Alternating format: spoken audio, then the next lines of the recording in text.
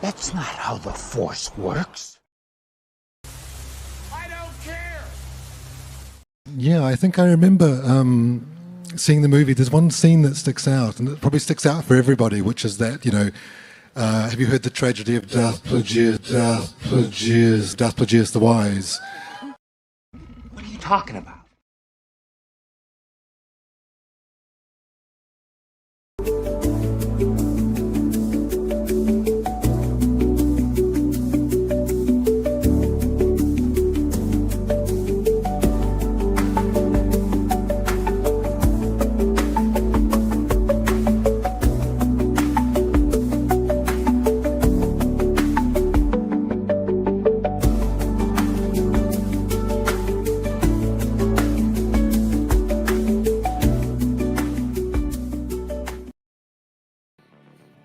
G'day guys and welcome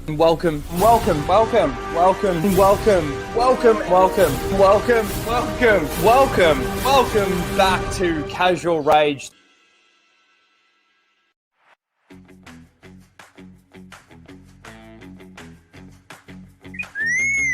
Prepare to start the show, R2.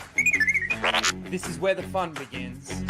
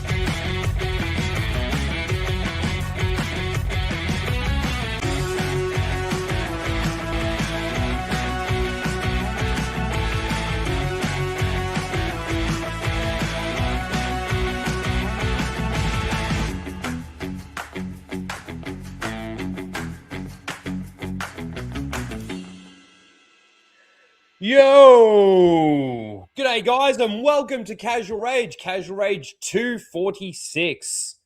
Coming up on that 250 where we casually rage out about the topics of the week. I'm sorry I wasn't here last week. I actually had to change my day off with work. I took Tuesday off and I was going to possibly stream, but because it just threw me out so much, I actually didn't get around to doing it. And then Thursday came around, the day that I usually stream, and excuse me, I was going to write a message and I thought I sent it to everybody just saying Casual Rage won't be happening today. And, like at work in my fucking busy state, forgot to fucking push send. So I'm sorry I didn't let everybody know, but yes, last week was a bit of a hiccup. But we are back this week to catch up and get through some of the topics.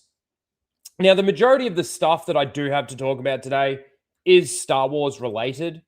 I think we're leading up to well, there's really two things. We got Maul and we got Mandalorian and Grogu coming up really soon. The funny thing is like, even the promotional stuff, have we even seen anything for Maul?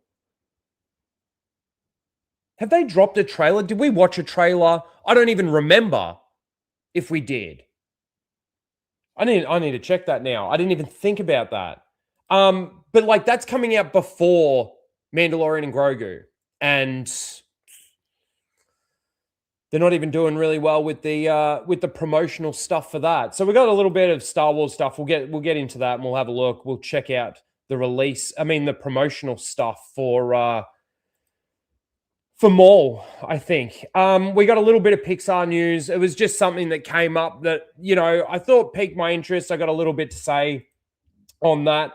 a little bit of Star Trek stuff, nothing major really. I stopped watching Starfleet Academy, halfway through episode 6 or episode 7, something like that. Like, I certainly wouldn't have watched it if Flash didn't ask me to at least watch it so that we could talk about it a little bit on Flashcast. But it's funny, both me and him, without even talking to each other, dropped off it pretty much at the same time. So this isn't even worth, hate watching. It's that bad. It was so insufferable. And then I just had something pop up, the Robot had shared on Twitter. So we'll have a look at that as well. So we've got a little bit to go through. Let's say hello to the chat really quickly. We got Nitrium here. G'day, g'day, g'day. G'day. See, this is the thing. I start streaming, something from work starts calling. Oh, it's so annoying. Big phrase. What the fuck? You asked Jay if you could time me out, you Judas. Okay, let me say this. I came in, heard that he was going to time you out, or he was going to ban you for like 24 hours or something like that. And I don't really want to. I've never banned anyone. I don't think I've really ever timed anyone out. I'm sure opportunities will come up, but I leave it really sort of up to the mods, as long as they're doing okay. But yeah, I wouldn't ban you or time you out here. So I wanted to do it over there, but I wasn't a mod, so I couldn't do it. I asked him to mod me, so I could do it. But then Donna got to you first. How you doing, Big Phrase? Good to see you. Soul Shade, another thing. So many streams happening all at once. I've had something in my eye for it feels like 4 days now, and I can't get out. So you're going to see me constantly rubbing my eye at the moment. I have to go back and forth to all of them. So in regards to this, I do need to move this stream. I do need to move it. When it was done on Friday, or for you guys in America on the Thursday, it was okay because, yes, there was obviously a couple of other streams going, but nowhere near as many as there are right now. I would usually do it 2 hours before Jack's show would start, and there might be a little bit of a crossover with Jack's show. But I'd be ending not long after Jack's show started. And just where we're sitting right now, look, people are going to watch what they watch and everything anyway. You know what? We've got 14 people here right now. I mean, but even when we were doing it on the Friday, I think it was a little bit better because I guess it wasn't so spread out. Let's have a look.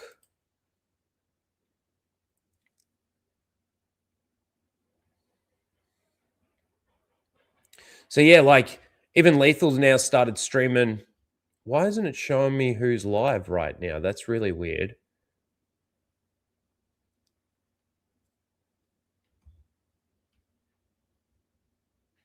Fucking hell.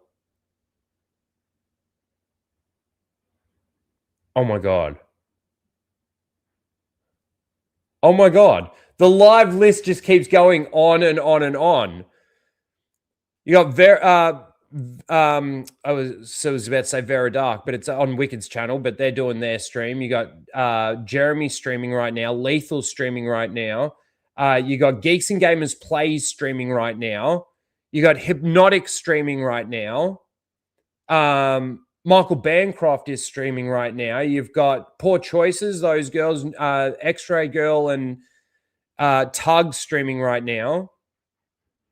Nina's streaming. Graham Nolan's streaming, and then Anna's going to go over and do her stream. Mara Jade streaming, or Jade Shadows streaming. Dude, Timcast is streaming. Not that there's really crossover or anything there. But that again, that's huge. That's huge. Look, there's obviously way more people streaming than that right now. But the crossovers and stuff like that, there's a little bit of crossover with some of those people. And I don't know. So I'm thinking, I'm thinking of a couple of things here, guys. I either move it where the sort of the time slot that we used to do the full Aussie ad. So like I'll do it the night before. So basically sort of 12 hours from now. So it'd be like a morning stream for you guys in the States and an evening stream here in Australia, like really late. I'd start at like 11. The problem with that now, though, too, is that Jay, Drunk 3PO, streams at that time slot. And I love watching that stream. I guess it is only one night a week, though, that I do that. So there's that. We can move the stream forward, and I can do it at midnight. I could wake up a little bit earlier and start a little bit earlier. But even if I started 2 hours earlier, I still feel like you're going to have a lot of people jumping in and streaming at that time. And then if I start 2 hours later,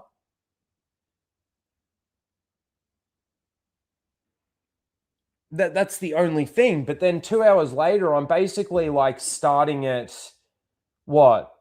10 Central Time. So what's that? Midnight on the East Coast. And it'd be like 8:30 on the West Coast. I don't know. I do need to move it though. I need to work something out and I need to move it. I was also thinking about the possibility of doing another stream during the week because I'm not really doing too many videos at the moment, obviously. So I'm thinking, I'm trying to work some stuff out. I've been very busy, very stressed. It's really hard, like at the moment, I gotta say. I feel like the income that I was making, like almost before I went, like when around the time that I went to America, so late 2024, like the income I was making was sustainable. I was able to pay my mortgage. I was able to do this. I was able to do that. I didn't really have any, I wasn't really saving any money, but I was still keeping my head above water. And it's just over this last 12 to 18 months, I tell you what, I'm behind on nearly everything at the moment. So it's just been really hard to try and concentrate on work and then doing content and everything else. I'm trying to do as much as I can, and I appreciate you guys for all your help, support, and encouragement to keep going. So thank you. Let's continue going because I've only said hello to a couple of people. We've got Mike Hill here. We've got Fear of Femur in the chat. How you doing? Good to see you. Wheezy, Wheezy, yo, how you doing? Good to see you. Good to see ya. Dude, I responded to you. Okay, calm down, big phrase. You DM back on Instagram yet? Me? No, I don't know. I don't know, man. Who else we got here? We got Melissa Lords in the chat. How you doing, Melissa?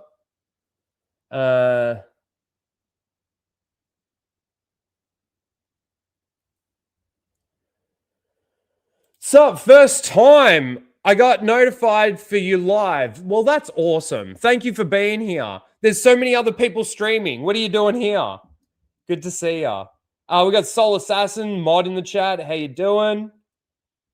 And Justin, I see you. How you doing? All right. Awesome. You know what? I'm actually kind of like a little excited for some things this year. I don't think I've actually been as excited as I am right now in the last 10 years, really, for any sort of movies or shows. No, actually, no, it wouldn't be 10 years.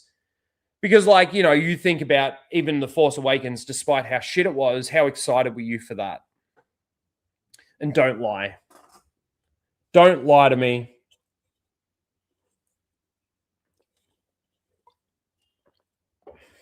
You watch Flashcast each week? Well, dude, thank you for coming over. Much love to you too, brother. Thank you. But yeah, like I'm excited. I'm actually excited for a couple of things. We've got obviously Pixar Project Hail Mary. Now, the funny thing is about Project Hail Mary is it's not something that I would normally be like super excited for.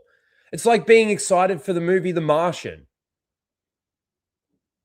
You know, now they're good stories, they're good movies, but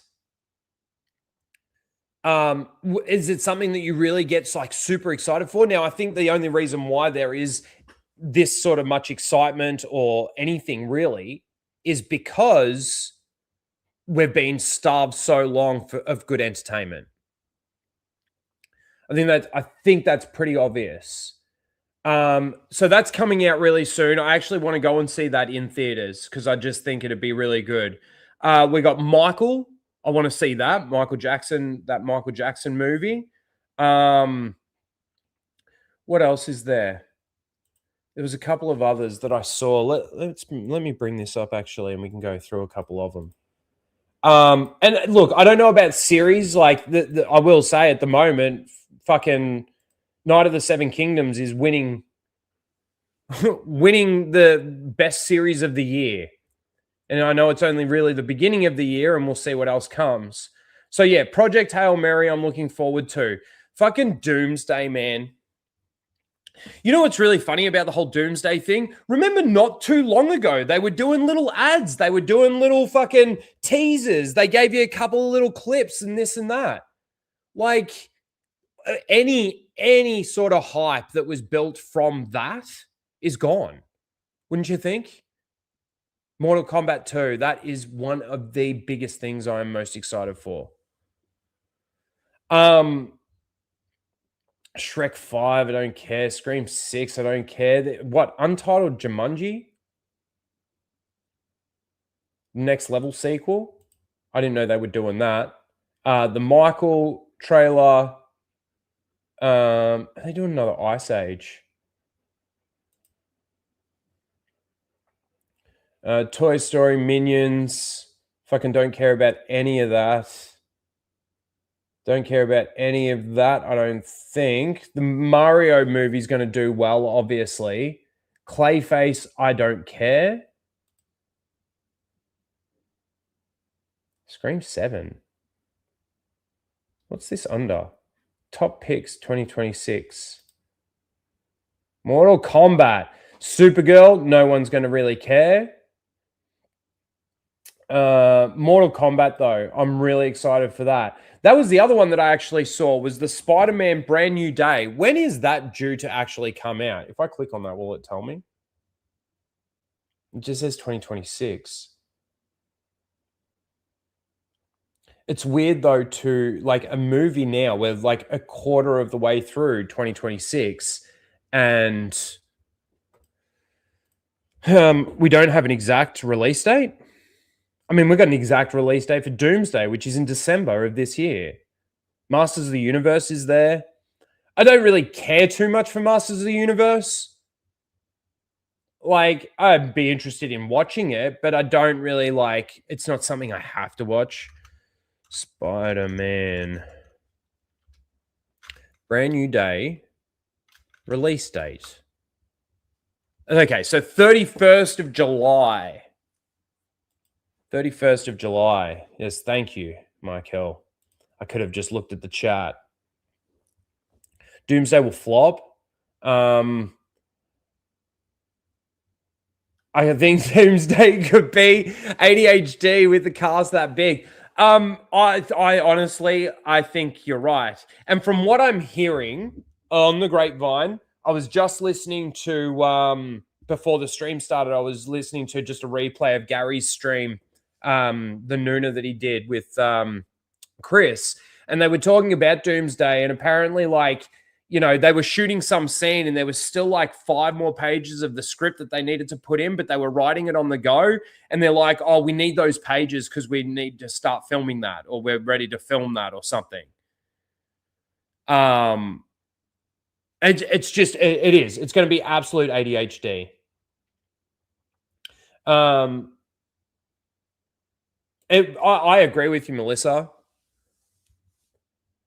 I think Night of the Seven Kingdoms will be Hedge Knight, whatever you want to call it. will be the best series. It's short, it's sweet. 6 episodes, 30-minute episodes. And just, again, the way that they release that too, the week by week, for something so short, with really short episodes, to, I think, gain as much momentum as it did, it's quite incredible. It's quite incredible. G'day, Tilliam, I see you. I think the biggest thing that I'm the most excited for, I got to say, is Mortal Kombat. And after that first one that they came out with, I would never have thought that I would have been that excited for it.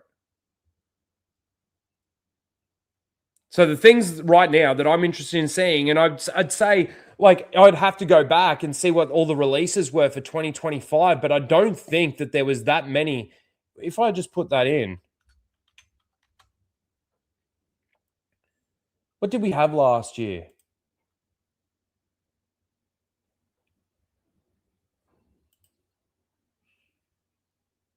Avatar? I didn't even watch that. I didn't even watch the second one, to be fair.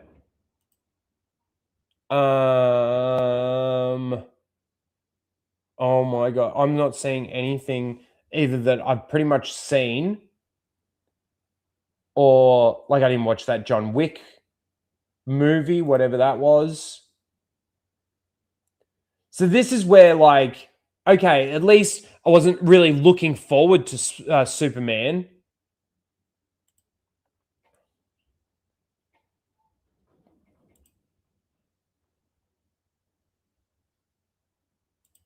Did anything come out in 2025 that was really any good? Predator Badlands. I didn't watch that either. 28 years later, I didn't watch that.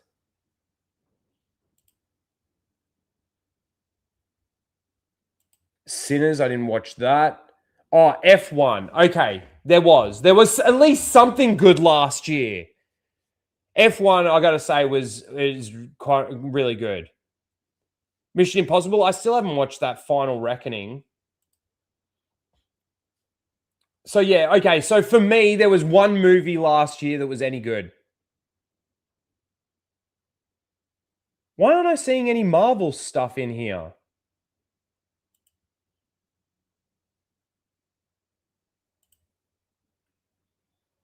Was there Marvel movies last year? Jurassic World, didn't watch it. So look, that's basically my point. Like, the difference between the entertainment that we were getting last year and probably for the last couple of years compared to what we're actually getting, at least with some stuff this year. Now, it might turn Fantastic Four. I wasn't really excited for Fantastic Four, especially not with Pedro Pascal.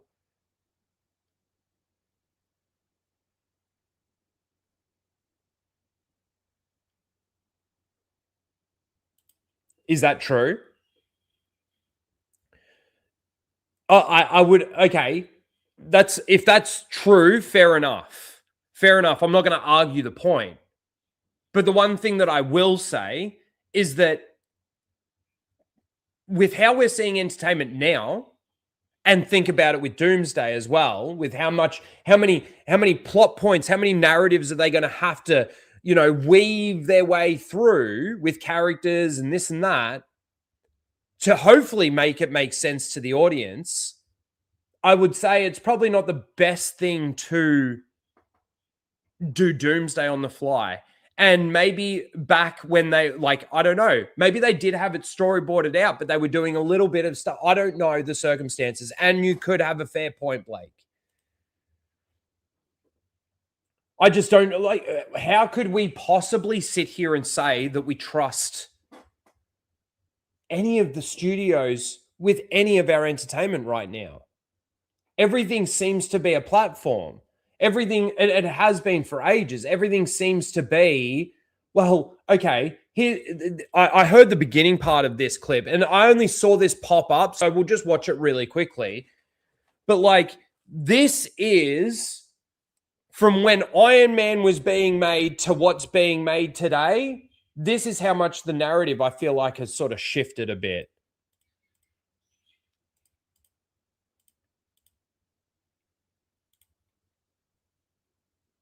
I don't even know her name.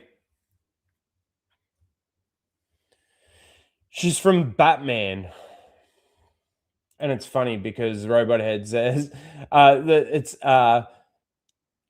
Ginger said it always rattled me that this woman was ever chosen as the love interest in a Batman movie. And the Robot Head comes in and goes, Batman let her die, which is great. But let's take a listen. I was thinking about this moment because on the one hand, we've had all these interesting, films come out just this year. Chloe Zhao with Hamnet, Lynn Ramsey with Die My Love, Kristen Stewart with The Chronology of Water. But on the other hand, there's only 8% of films that were made by women. Mm-hmm. And that's a 7-year low. Mm. I mean, what do you think that says? See, again, this is the way that the questions and everything are framed, right? We see this all the time. We see this all the time with modern fucking reporters, these people that do get to question some of the Hollywood people. Is this the gayest fucking Marvel movie? Is this the gayest interview you've ever been a part of? Everything revolves around anything but the project, anything but the movie. The questions that need to be asked have nothing to do with the actual project or the entertainment that they're making. So it does set the actors up, but they love playing this game because they love to feel important. They love to feel really virtuous and virtue signal to all of you who sit there, and a lot of you do roll your eyes. At least I would say a lot of the people in the chat here right now would roll their eyes at this, right? But then there are the fucking retards out there that do soak this stuff up and they're like, yes, because Maggie said it. Sorry, I didn't get her name. Gyllenhaal. Is she related to Jake? Is their last name even spelt the same? Are they married? And I just didn't know that. I don't know. I'm thinking about whether to say this. Say it. I think that she feels so proud of herself too for asking such a stupid question. Still, only 8% of women are directing movies, which is a 7-year low. Come up with a good idea, present your fucking idea to whatever fucking studios you want. Fucking, if they make it, they make it. If they don't, they don't. It's so stupid. It's fine. When we make little movies. Okay, they're brother and sister. Cute, or go make your little movie. Starts to get dangerous when say this. What did you say? Say it. I think that it's fine. When we make little movies, cute, or go make your little movie. Starts to get dangerous when women have their hands on a lot of money. You know what you're saying? You're saying it's a tiny percentage, but look at how many of those movies were movies that made an impact. Well, all of the movies that she mentioned to go into this whole narrative, I'd never fucking even heard of them. Now, maybe that's because I'm not a woman and I'm not interested in the stuff that women are interested in, and these feminist women that are making feminist movies for feminist women. And the impact that they're having, I'd be curious to see the messaging that they're getting out of this. Oh, just hate all men, fucking blah, blah, blah. They're evil. They'll rape you. Stop raping, sir.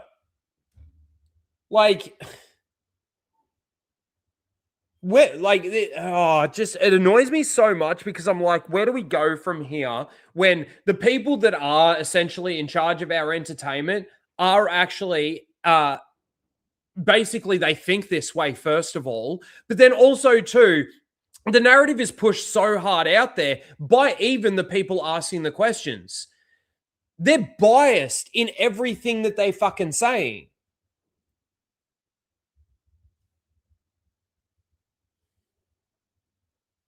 My answer would be that we're shit at making movies. Had your mouth shut for so long, almost like a geyser, like having your hand on something. Well, when it bursts, it's going to come out really powerfully and with a lot of energy. And I wonder if So you're saying that because women in Hollywood are being suppressed so much that they can't make movies or they're not allowed to make movies or something, the pressure cooker is going to fucking blow off. And then what comes from that is so powerful and inspirational and incredible that it'll top all fucking movies for all time or something. Like, basically, that's what I'm getting from her response to such a stupid question.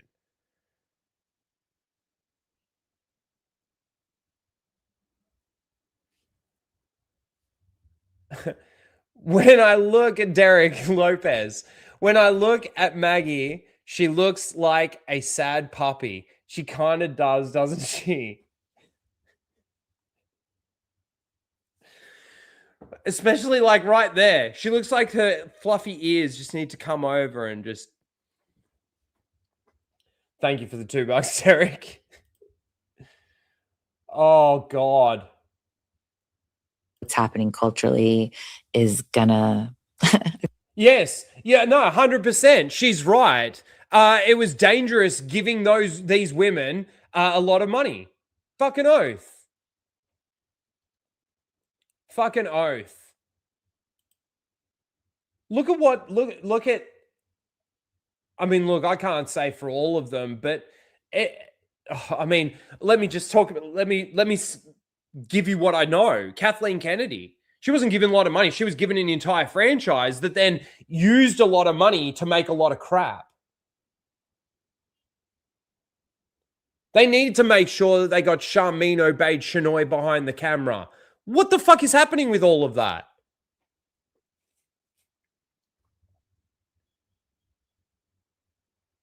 I think people keep forgetting too, that I'm going off topic here. I think people keep forgetting too, though, that The Mandalorian and Grogu was announced a couple of months after, or a few months after 2023 Star Wars Celebration, where they announced all of those movies, including the Rey movie, because Charmin Obaid-Chinoy wouldn't shut up her face.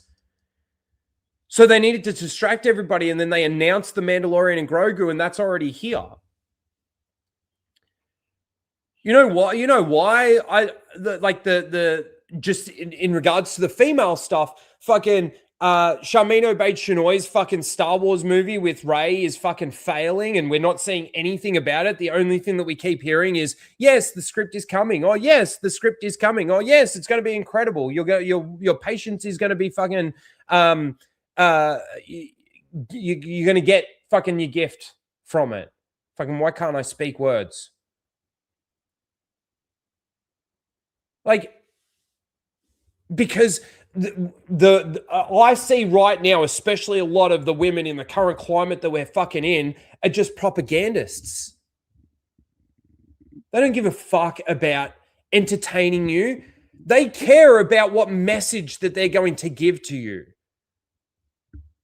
Okay, I will say one thing about this. It's gonna bring like an unstoppable response, maybe especially from women. I will say, and I don't know if I've said this out loud before.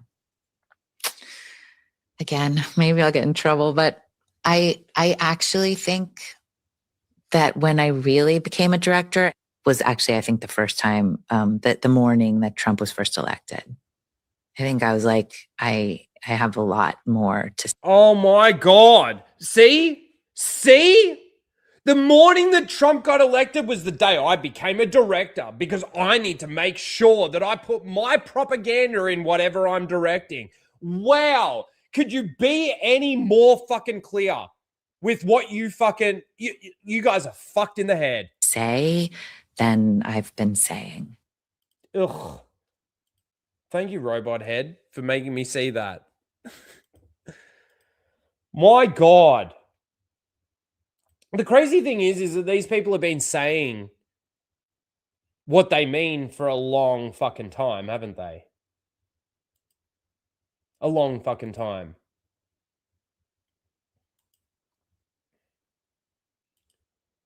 I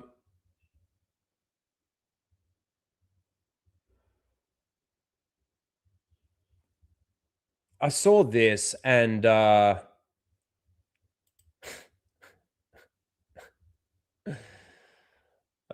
man. I swear sometimes people don't actually use their brains before they speak. I mean, that was a good example of that with the Gyllenhaal chick. Good evening, good people. Good evening. Jaren Carter? Is that right? I hate it when the names all roll together. See, you got to remember, guys, I'm so dyslexic that when I see a name like that, it takes me a second. Fucking retarded. I'm retarded. So Patrick Stewart has apparently fantasized about a Star Wars, Star Trek crossover.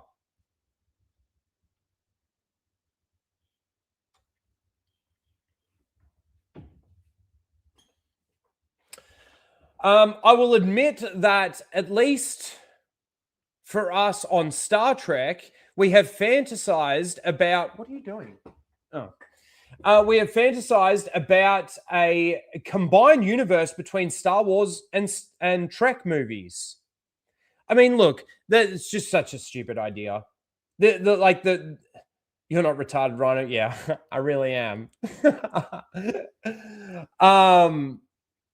But thank you. It's such a why even say it? Like, how do you even reconcile really in your head this universe and bringing them together? Star Trek and Star Wars don't mix well together in the same universe. They're basically a similar genre of they're similar but different, very different. But it's just, how do you bring the Force into this universe? How do you bring fucking the Federation and the Klingons and you can't mix those universes. You just can't.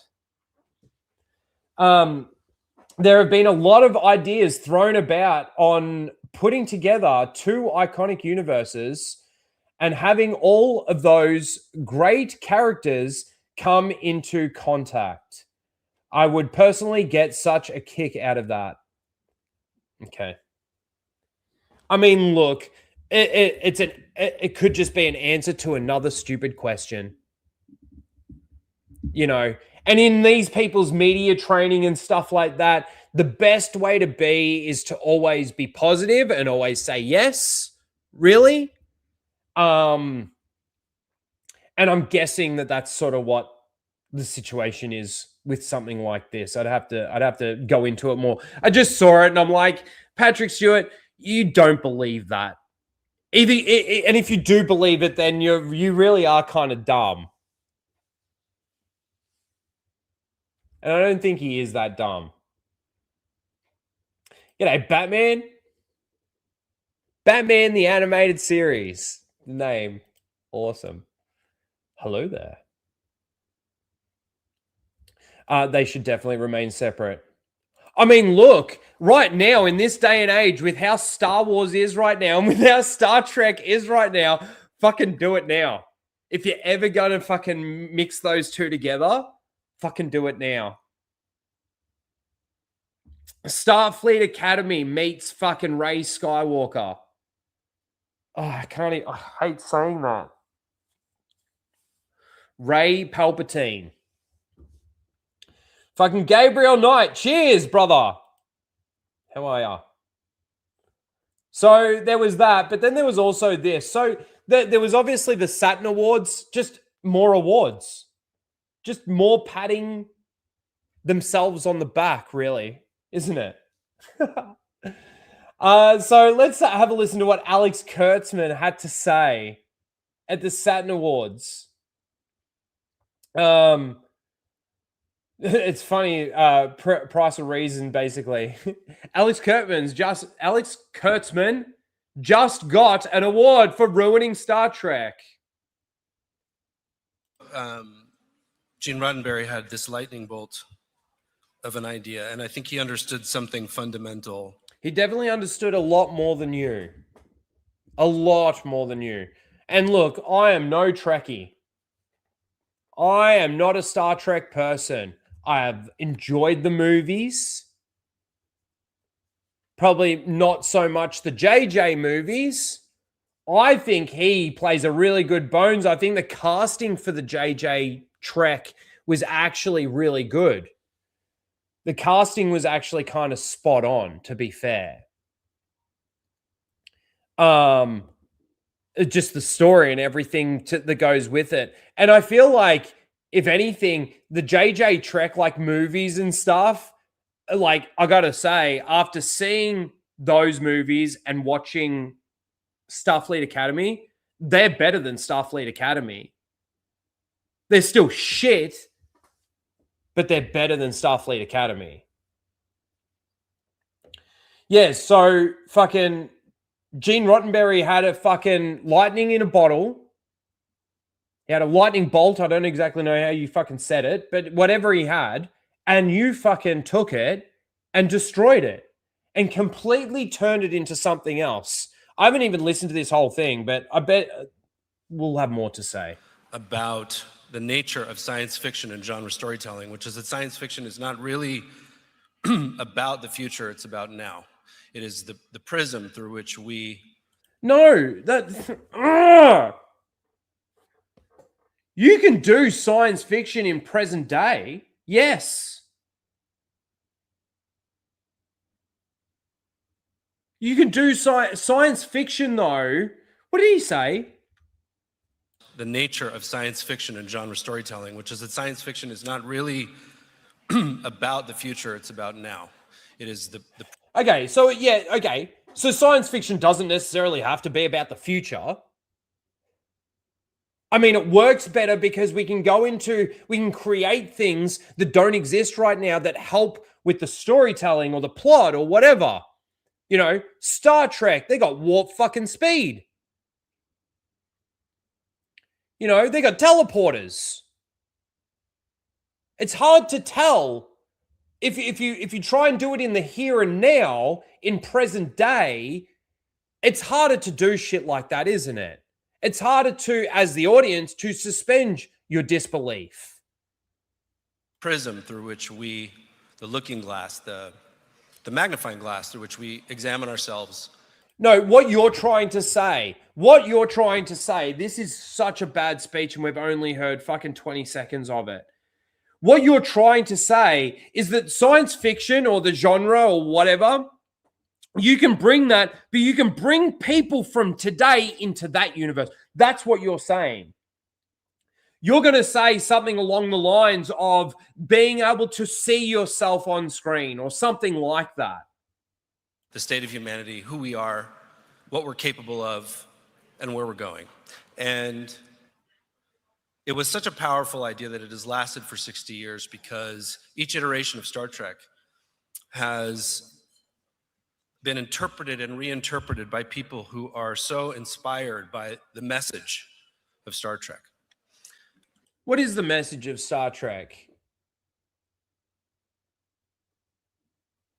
I'm curious to hear what Alex Kurtzman's message of Star Trek actually is.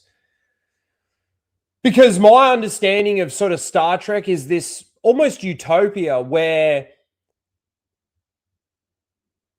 racism doesn't exist, war really on our planet, in amongst the humans on Earth, doesn't really exist. There's unity.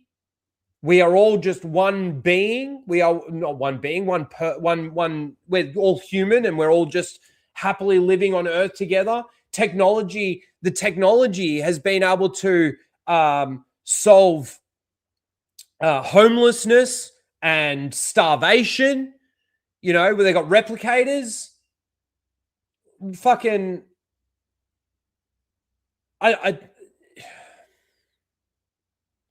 And that's where you go fucking wrong. You really do. On set every day for the last several years, I've had this ritual, which is I take 1 minute to look around. Just in regards to games and stuff like that, we got to go back because I paused it too much now and going through. Is that person got a dog on the fucking stage? She's got a dog.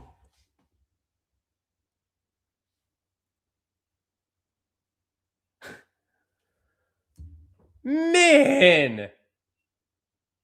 I honestly, when I first saw it, I thought she's holding a baby. And then I'm like, hang on, that's not a baby.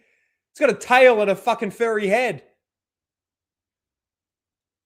The thing about the games is that you could still have like a Star Trek game that could be good. You could still have a Star Wars game that could be good. It depends on what the story is that they want to put into it. It's like the new Star Wars racing game that's been advertised and that we've seen that's coming or whatever.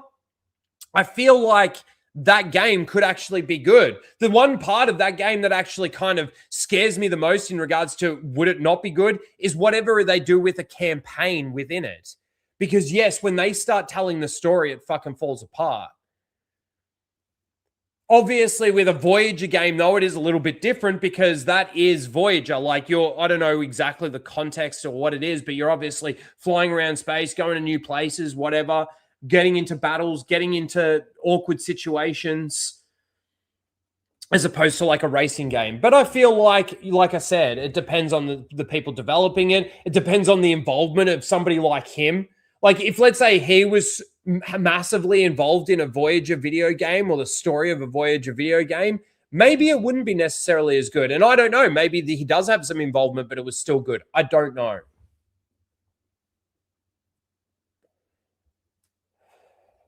We're going to go back a little bit. Message of Star Trek. On set every day for the last several years, I've had this ritual, which is I take 1 minute to look around at what's going on and the incredible army of people and Destroying Star Trek. artists doing this job. And you will not meet one person on any of our sets who doesn't love Star Trek. Oh, fuck off. Core. Fuck off. I don't believe it. Okay, they get the tiniest little round of applause, but then not only that, like, I'm sorry, the evidence that the people that are working on Star Trek and you don't like Star Trek or don't understand Star Trek or you're a fan of something else within Star Trek that isn't Star Trek, if you could call yourselves that, is the evidence is what we've gotten.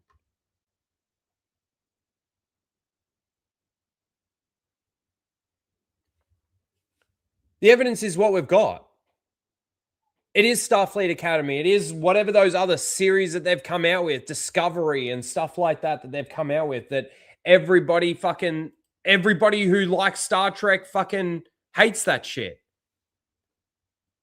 We all love Star Trek to our core. You know, the more you tell yourself a lie, the more you'll start believing it. G'day, insert username. I did see you. Sorry, I didn't say hello earlier. Emotional support animal. Yeah. What a joke. What a joke. And then we also had George Lucas get an award at the Saturn Awards, and then this happened. But I'm here because of you, and I thank you very much. And my wife said, make it short.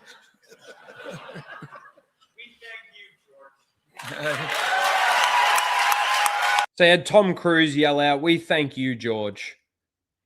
And it's true. Thank you, George. You made so many mistakes at the tail end of your career, and I don't know if you've got any regret for any of that. I hope that you can be settled with the decisions that you made despite what they've done. And yes, I thank you for creating this universe that I fell in love with, that was able to teach me so much in my life. You know, I kind of feel like when I see George doing something like this, when I see George being asked questions these days, he's obviously like there's obvious heartbreak there, but I also feel like he feels like he can't necessarily say exactly what he wants to say. Like, But look, I'm here because of you, and I thank you very much. And my wife said, make it short. now, obviously, he's not going to get up there and start telling a fucking massive story about Star Wars or fucking, what Disney's done or anything like that in an award show like this. But even just in that last statement, my wife said to keep it short. Now, yeah, that could be just in tongue in cheek and everything else. She may have even said it to him because she knows that, George will go off the handle a little bit. Perhaps. We thank you, George. And there you go. So,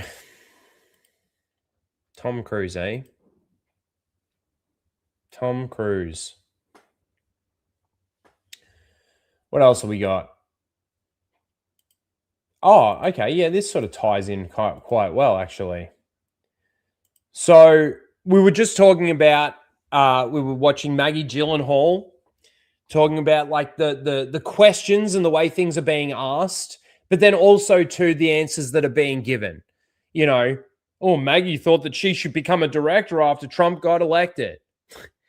Like, I need to do more. I need to say more. I need to stand up against fascism more through my entertainment. That's the mentality. That's the mindset. Well, Disney's been pretty bad now for quite a while. And not just with Star Wars. I mean, we pay a lot of attention to Star Wars, but they've been pretty bad with a lot of the stuff that they've come out with. I mean, is Hopper them or is that a different studio? Either way, actually, it doesn't really matter. Yes, Disney, yes, the other studios, they're all been pushing this same bullshit messaging and stuff like that for years now. And the majority of it feels like, is in children's entertainment. We get it in the adult entertainment and, we're adults. We watch it and we roll our eyes at it and go, this is fucking shit. All they're doing is fucking propaganda. Kids, well, they absorb the messaging and stuff that they get from it. No wonder we're going through such a fucking weird time and period where nobody does any fucking research. They just spurt out what they're told because that becomes fact. It's kind of crazy that they go after like Christians and stuff for having faith in Jesus and having faith in the Bible when they actually put all their faith in what people in the news and everything are just telling them,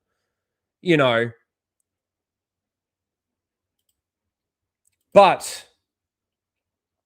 Pixar CCO, Pete Doctor, I don't know, Doctor, I don't know, is looking for their new films to re-embrace universal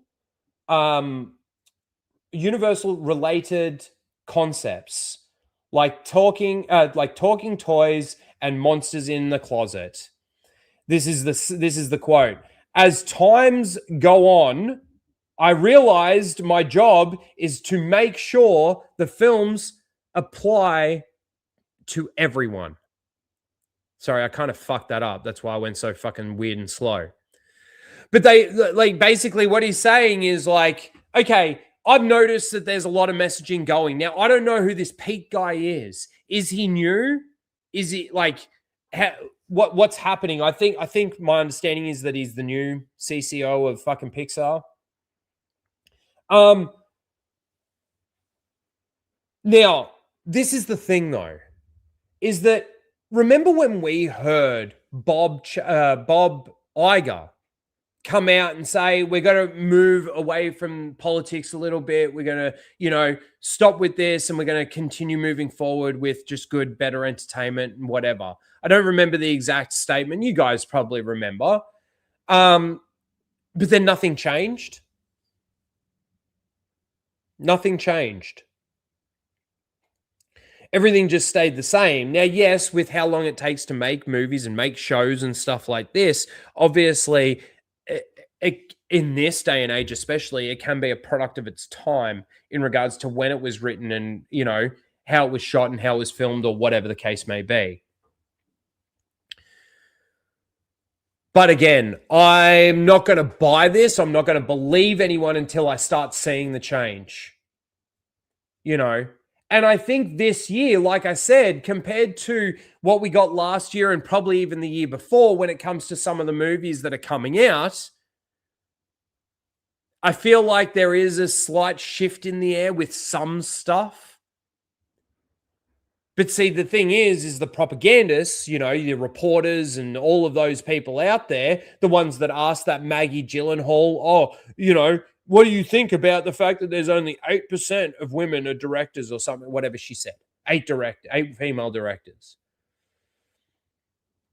You know, those talking points, those things, is this the gayest fucking shit you've ever been to? Like all of that, that's not going to, I feel like that's going nowhere.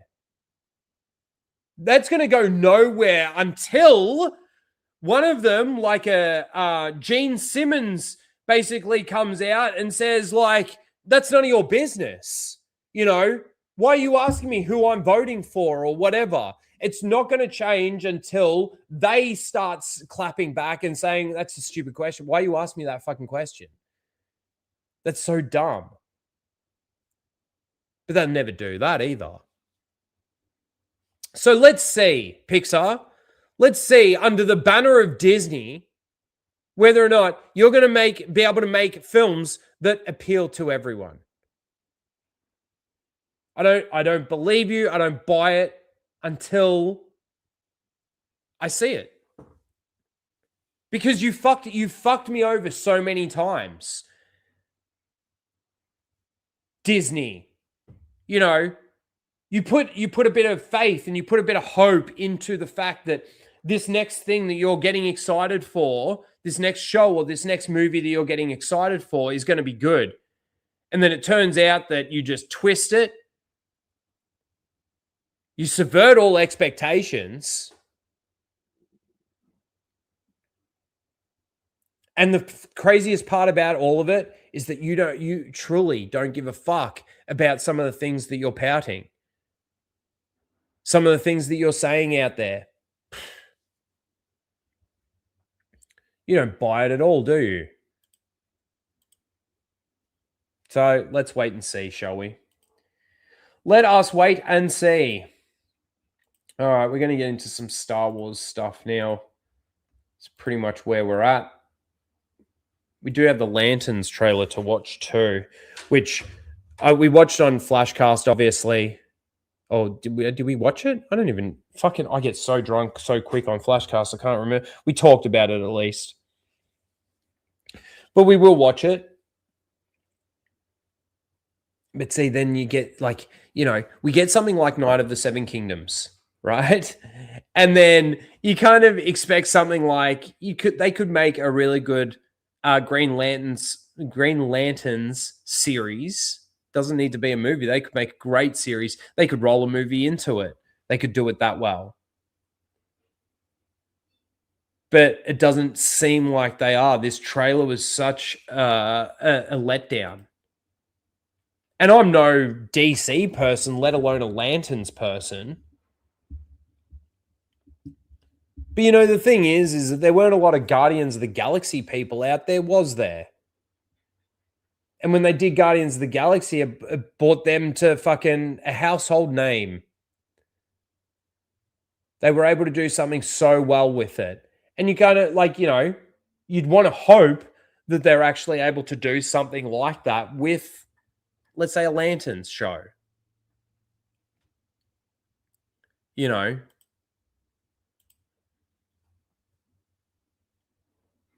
But we'll get to the Lanterns trailer.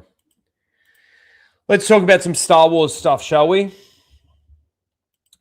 Let's talk about some Star Wars stuff. So I thought this was interesting. They started doing, like, look at all of this stuff. So you've got the sign. We'll talk about that in a second. You got all this baby fucking Yoda, baby Grogu shit. What does that say?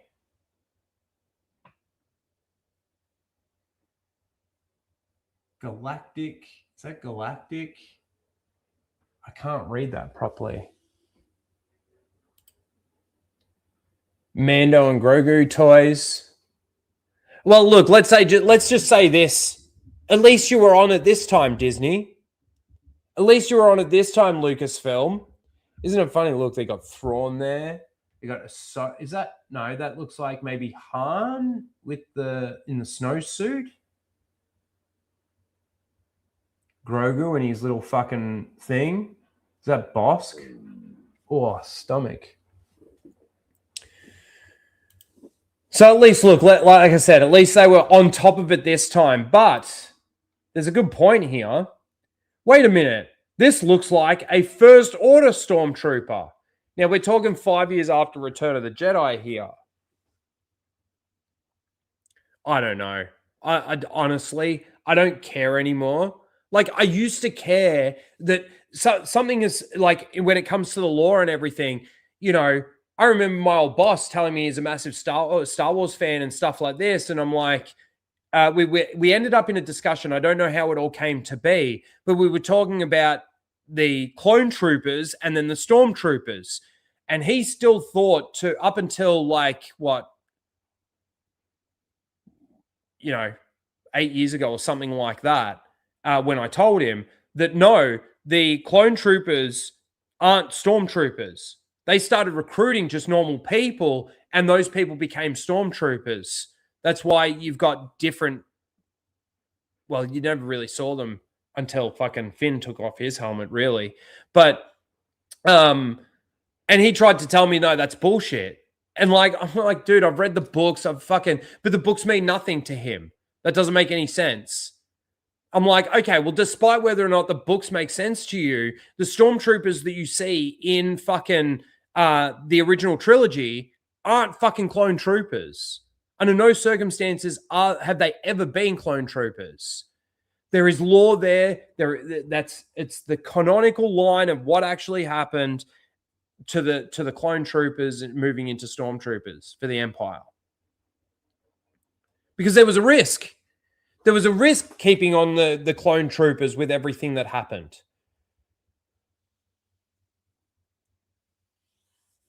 But see, again, like, I just don't know. Like, nobody's going to see this, and not many people are going to notice, oh, hang on, they're First Order clone troopers. They're First Order stormtroopers. But it just goes to show how much of a mess they're actually in right now. Because this doesn't really make any sense, seeing the First Order trooper. But you know what else doesn't make sense? 2 weeks ago, when we searched when the timeline takes place for Mandalorian Season 1, and then we searched when the timeline takes place for Mandalorian and Grogu, and apparently they take place within the same time, like within the same year. From Mando Season 1 to Mandalorian and Grogu, 3 seasons, and the 2 years that Grogu spent with Luke in Book of Boba Fett, all takes place within a year based on just a simple Google search. Let me show you, because I don't know if I actually showed you a couple of weeks ago that Mando Season 1, yeah? Timeline.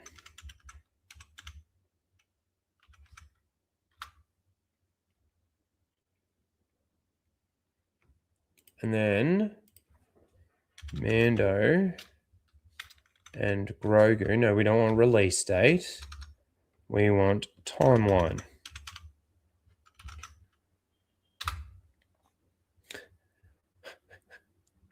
Now, remember,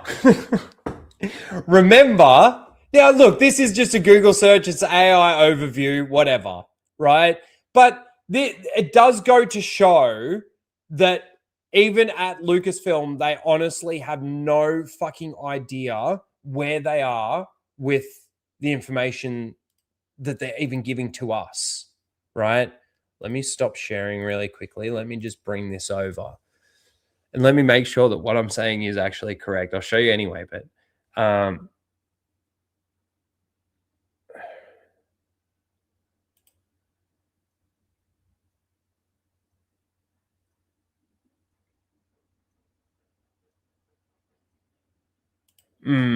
okay. It's still it's very vague, but still. So let's just do a little bit of math here, guys. Really quickly, let's just do a little bit of math. So Mandalorian season 1. Let me bring this up.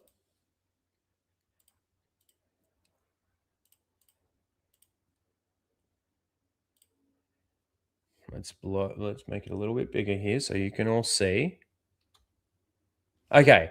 So Mando season 1 is set in 9 ABY, 9 years after the Battle of Yavin, roughly 5 years after Return of the Jedi and the fall of the Empire. Grogu's 50 years old. At 9 ABY, Grogu's 50. So we then go through Mando season 1. Takes, actually, hold on. That's actually a really good idea. Let me do it this way. Hang on. I'm going to stop sharing for a second. I just want to check something else really quickly. I'm sorry. I just had a thought.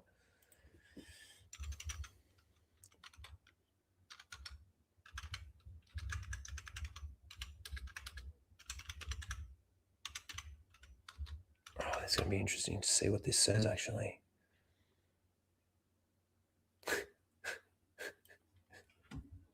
Okay. All right, let's oh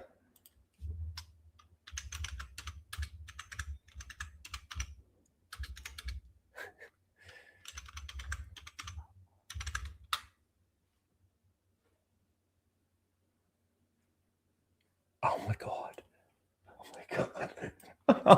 One more. I got to check one more. I'm sorry. This will make oh man.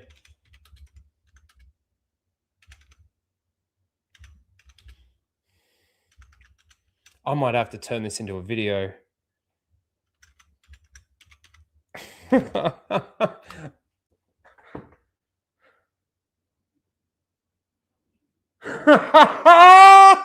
right.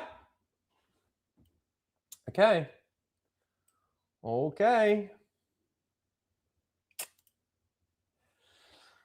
You ready for this? I don't even think I'm ready for how much this is going to fuck your brain. Are you ready for this? Mandalorian season 1 is set 9 ABY, 9 years after the Battle of Yavin, roughly 5 years after Return of the Jedi and the fall of the Empire. That is Mandalorian season 1. Mandalorian season 2 is set approximately 9 ABY, around the same time, right? Like, okay, so I honestly thought that at least maybe a year went by for the events of season 1. So you would think that season 2 would be maybe around 10 ABY. But apparently, season 1 and 2 obviously takes place within 1 year. Both of those 2 seasons. So Mandalorian season 2 is set in approximately 9 ABY, roughly 5 years after Return of the Jedi. Season 1 and 2 takes place within a year. Book of Boba Fett takes place approximately 5 years after the Battle of Yavin. Seriously? Are we seriously doing this? So at the end of fucking Mando season 2, we are still within the same year, and Book of Boba Fett is also within that year. But yet Grogu spent 2 years, what Jon Favreau said, with Luke on the planet. That makes a lot of sense, right? So right now, we've had Mando season 1, Mando season 2, and the Book of Boba Fett all take place within the same year in universe. Mando season 3 takes place roughly in 11 ABY, 2 years after these 3 series, you've got Mando season 3. Approximately 2 to 3 years after the series began. Okay, so that basically then, so you've got, listen to this. You've got Mando season 1, 9 ABY. Mando season 2, 9 ABY. Book of Boba Fett, 9 ABY. Mando season 3, 11 ABY.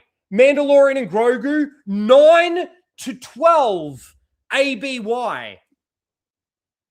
Why can't they just, you wouldn't think for a second that it would take place before Mando season 3, would you?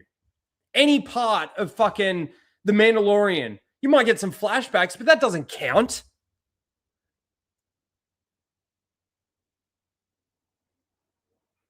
They don't even know where they are right now.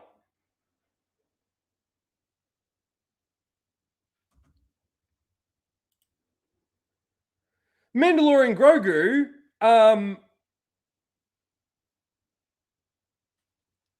fucking unfolds around 9 to 12 ABY, taking place 5 or more years after Return of the Jedi. Mando season 1, 5 years after Return of the Jedi. 5 or more years. It's so stupid. Of course it's fucking 5 or more years. They don't even know where they are. They don't even know where they are.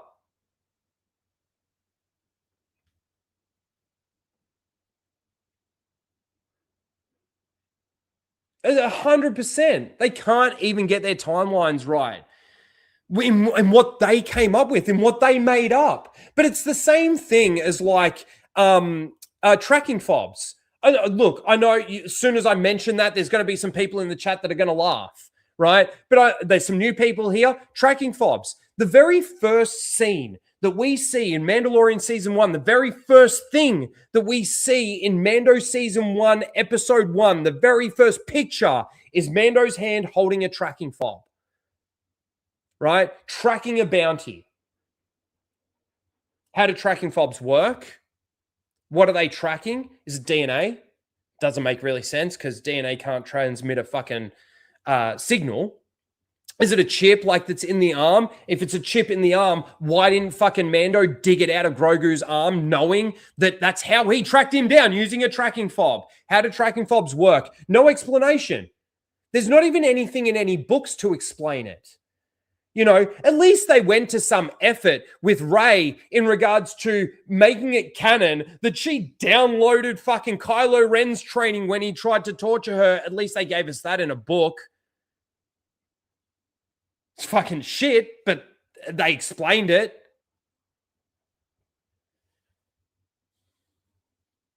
AI is stupid. Are you saying that the timelines that they're showing there aren't like what, let's say, Disney would be saying?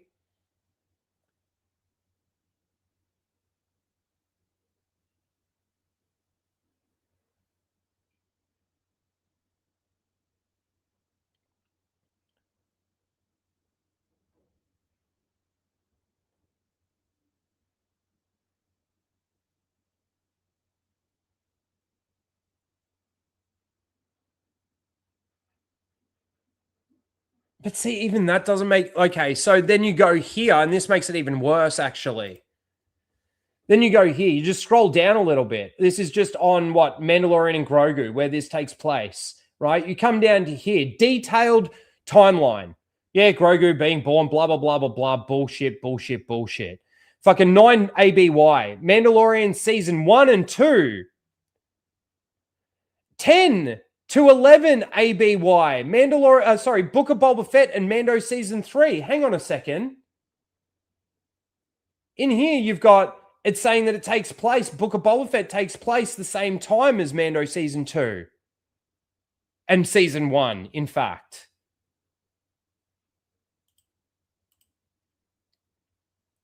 They are so lost. They are so lost.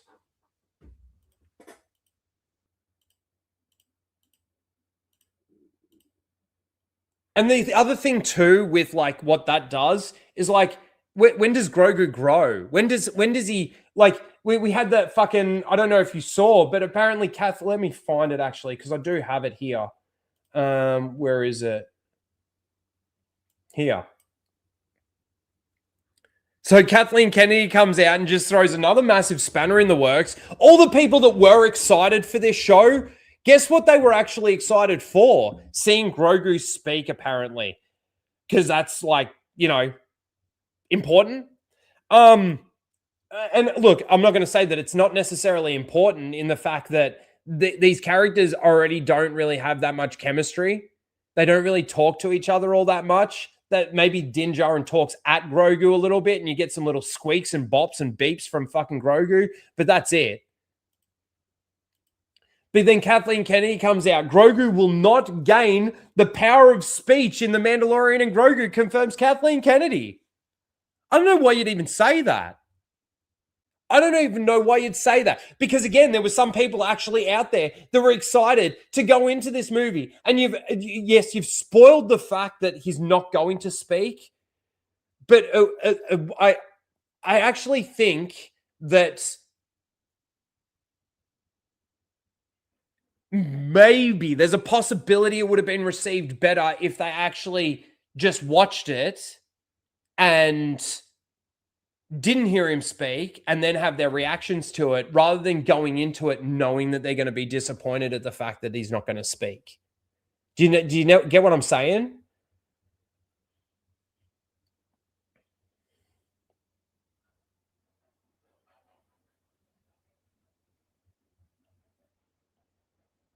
Speech is a power.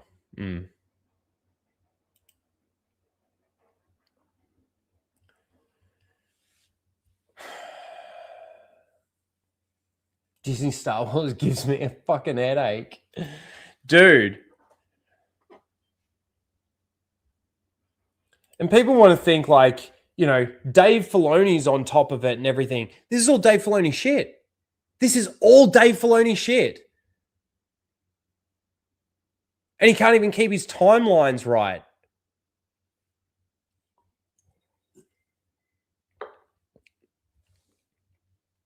So apparently, Mando Season 1, Mando Season 2, Mando Season 3, Book of Boba Fett, all take place within like a year. And then you get Mandalorian and Grogu.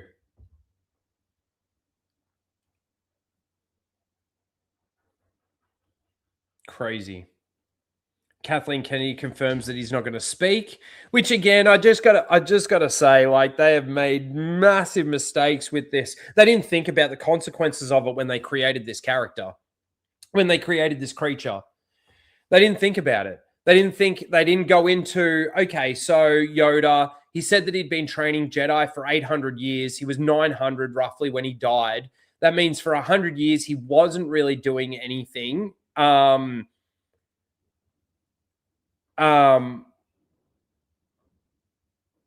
You know, that means at the 800-year mark, that means only 50 more years from where Grogu is right now, Yoda was training Jedi. Training Jedi!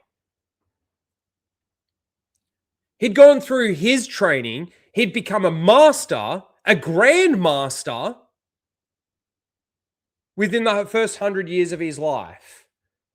And Grogu is halfway there and still just dragging food towards him and just eating shit like fucking stupid.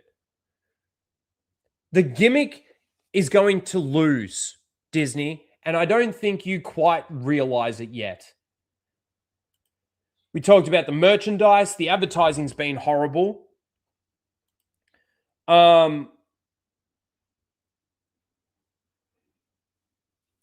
Jeremy Allen White opens up on voicing Rudder the Hutt, son of Jabba, in The Mandalorian and Grogu. There's a little bit of Hutties. He teases of the role. I fucking hate when they break up the quote like that. It was helpful, of course, to listen to Jabba in Return of the Jedi. Oh my God, he did his training. He got his training from Return of the Jedi. That's what this is. That's all this is. The ability to drop the name Return of the Jedi, get the fucking seals clapping, get them going, get them happy.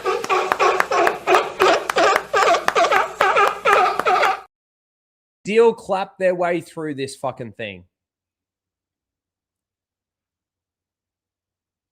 But then it gets even worse. Apparently, there's fucking shippers and thirsty people out there, not even really shippers. It wouldn't surprise me if they eventually get to a point where they want to ship fucking Rudder and Rotter and fucking Din Djarin or something. Grogu the Hutt.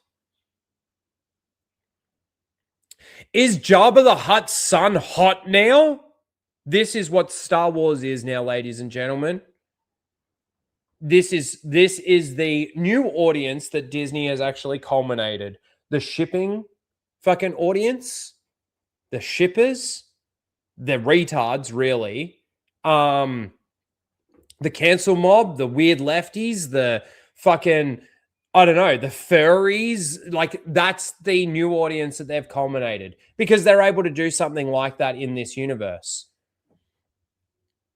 Do you think that fucking Han Solo meeting Chewie in a shower was an accident?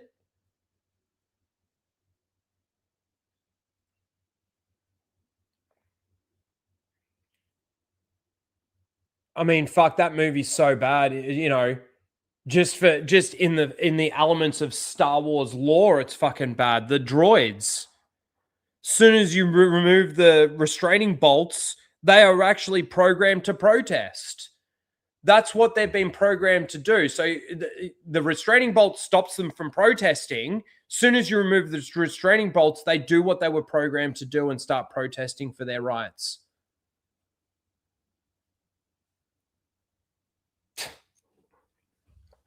And now you got fucking thirsty fucking fans out there that all they want is fucking for Jabba the Hutt's tail to slide in and out or something. I don't get it. I don't know. It's weird. What makes this attractive? Honestly, what the fuck makes this attractive?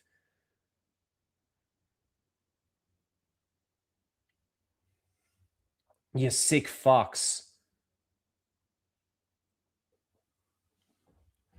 That's really everything I think that I've got for Mandalorian and Grogu. Actually, there is whatever this is. What's this? Lucasfilm boss Dave Filoni, I bet he loves hearing that, has said that the Mandalorian and Grogu doesn't carry the burden of The Force Awakens that The Force Awakens did.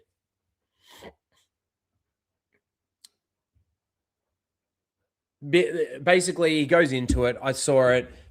He basically says that, you know, we're not the next episode in the episodic fucking movie stuff, right? So it's not like we're episode 10 here. It's not like we're not beholden, we're not burdened by any of this other stuff. Well, that it's nice to know, Dave Filoni, that you are preparing people for the worst. It is good. It is good because at least then these people, if they're smart enough to actually listen and hear what you're actually saying here, will go into it with really low expectations if they even decide to go and see it.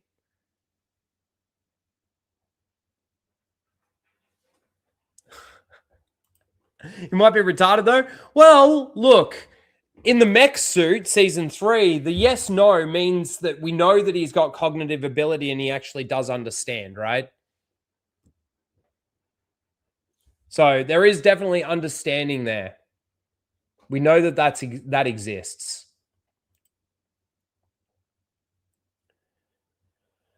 But yeah, Dave Filoni is definitely trying to lower everybody's expectations, that's for sure.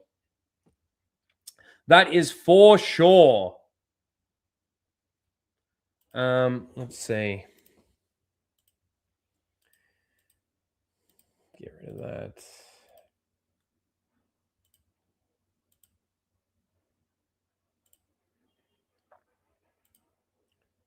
can get rid of that as well.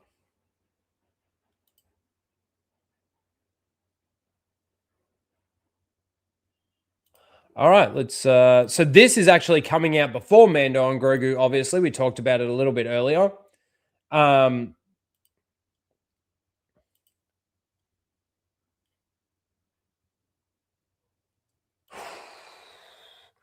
Soul Assassin asks, who do you think is going to get more viewers? Mandalorian and Grogu or Gina and Rhonda fight?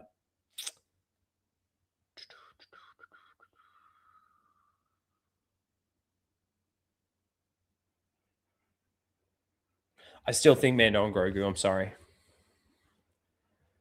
I can't wait to see the Gina fight. It's just, you know, there's so many normies. There's so many normies out there that will go and watch and see fucking Mandalorian and Grogu that just don't give a fuck about fighting.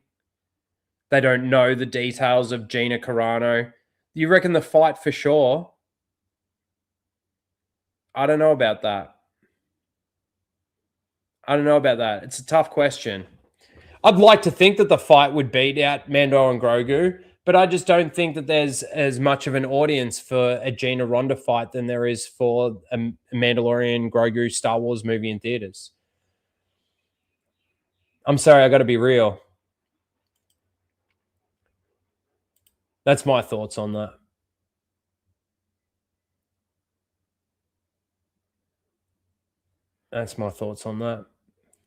So, Maul Shadow Lord. I hate the name. Because it just feels ripped off from Shadowhunter, the book. And I got to say, out of the two Maul books, like Lockdown and Shadowhunter's my favorite. There's some crazy shit that happens in Lockdown, which is awesome. But yeah. Mando and Grogu will do okay box office. I think it will roughly break even. Well, this is the other thing too, though, with that is that we can't really trust what they're reporting as the budget, can we? 166 million, 170 million. Now, that might be real. They could have done it looks like they've done a lot of work in the volume. And then your advertising, I mean, they wasted $10 million with that fucking Super Bowl ad, which probably did damage going to do damage to their overall figure. I'm thinking it's going to do around that, Melissa. 400 to 500 million. And if the budget is, let's say, 160, 170 million, then yeah, that might be around the break-even point. But that is bad. That is super bad. I mean, look, I've had thoughts where I could believe that this movie, like, doesn't even do that. That they've turned off so much of the audience, and don't get me wrong, there is still people there, yeah. But look, I could foresee this only doing 300 million. I don't think it's outside of the realms of possibility that they've turned away that many people, that it might just only do 300 million. Yeah, you're going to have some normies that go. You're going to have some normies that don't go. You got a lot of normies out there too that used to go with their Star Wars friends. I've got friends that I used to do that with. They weren't massive, massive Star Wars fans. They were Star Wars normies, and we would go, we're not going. My mate, he's got no interest in seeing it as a normie. My other mate's got no interest in seeing it. He's a normie. I showed one of my mates the trailer, and he's like, what the fuck is this? And then I showed him, I went through and I showed him the pram thing. I can't get over that pram. I honestly cannot get over the pram in the trailer. I don't think it's outside of the realms of possibility that this thing only does between 300 and 400 million. I could be completely wrong. We could all be completely wrong. This thing could hit $1 billion. I doubt it, but it certainly could, couldn't it? It is Star Wars after all. The $2 billion that Force Awakens made, but there's no hype like there was for something like that. Anyway, more Shadow Lord premieres in 4 weeks. We're going to watch it. We're going to review it. There's going to be some videos on the channel, guys. I'm going to do my reviews of this. We're just going to fully sit down and break it down and fucking pull it apart, rip it apart, and see how Dave Filoni screwed up again. Speaking of which, Dave Filoni gave a mandate for more Shadow Lord, confirmed Sam Witwer. Sam Witwer, I think, knows a lot, but he sits there and tries to justify a lot as well. You know, Dave Filoni gave us the mandate to do everything better. Acting, scripts, story, cinematography, sound. He told us to push push everything further.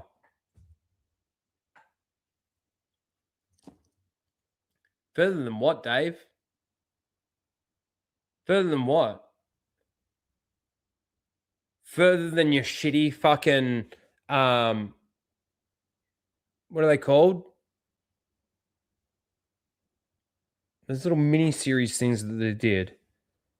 Tales of the fucking Empire and Tales of the Jedi and those things. You know how much you destroyed of Disney's own canon when you came up with the Ahsoka storyline in Tales of the Jedi? Do you know how much out of the Ahsoka book you actually retconned? When Disney made it very clear when they decanonized the EU that this is going to be completely canonical and everything is going to be inserted and everything is canon. And then you just go in and you just fucking change it and destroy it. You know, you're going to give refunds for those books? No, you're not, are you? Because you're pieces of shit. You're pieces of shit.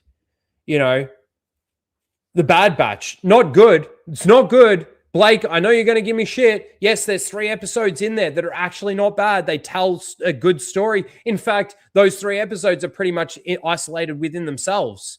But overall, Bad Batch was pretty fucking shit.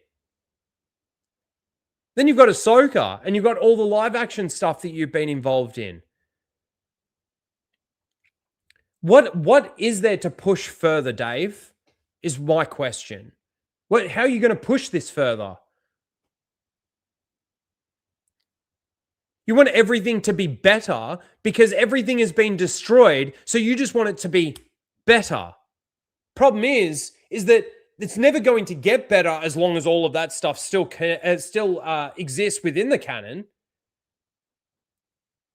And moving forward, it looks like you're not really correcting any fucking sort of course or anything.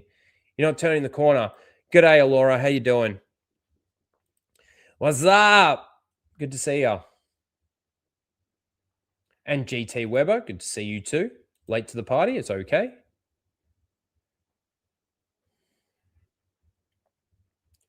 Everything that you have done, Dave, especially since the Disney takeover, has been destructive, bad, law-breaking, canon destruction, continuity issues. Like you've got a list that goes on for days, man. Days of the things that you've done wrong. All the way down to some of the nitpicky shit. You know, your involvement in the Acolyte. You are so unfaithful to George Lucas and George Lucas's Star Wars and George Lucas's stories. You are so you're just disgusting. You disgust me. You disgust me. And that's pretty much it. 4 weeks, and we got more Shadow Lord. The thing that I'm most interested in seeing is whether or not they actually try and rip off anything from Mole Shadow Hunter, which doesn't make sense within the timeline because Mole Shadow Hunter takes place while Palpatine is still before Phantom Menace, basically. But it'd be interesting if they try and do a similar story, but just in a different timeline.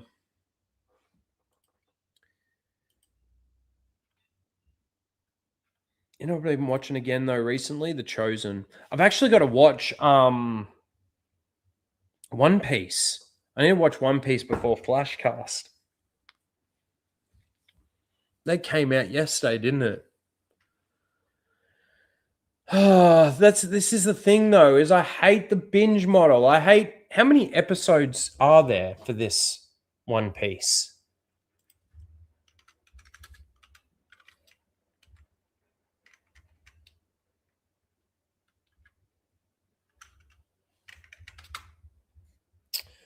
Let's see.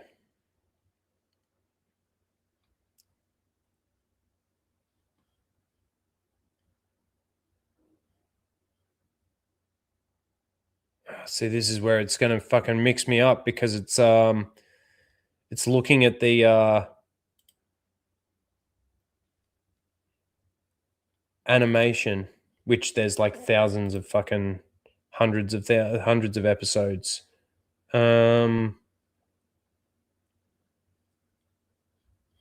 Let's just try something else.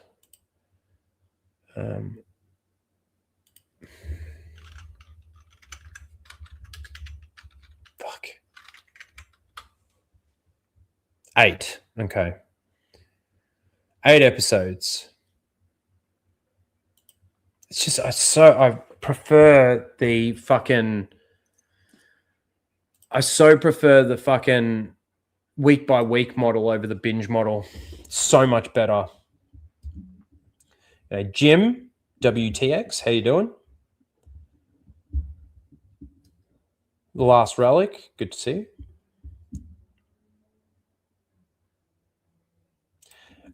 No, I don't think that they're ditching it.